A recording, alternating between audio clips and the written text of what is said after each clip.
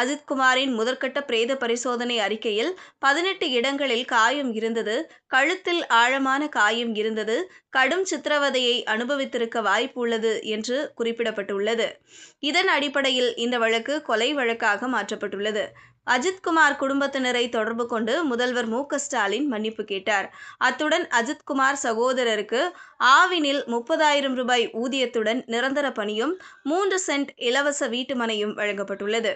இவ்வழக்கையும் சிபிஐக்கு மாற்றி உத்தரவிட்ட முதல்வர் முழு ஒத்துழைப்பை வழங்குவோம் என்றும் குறிப்பிட்டுள்ளார். இந்த நிலையில் பிரேத பரிசோதனை அறிக்கையின் முழுமையான தகவல்கள் தற்போது வெளியாகியுள்ளன.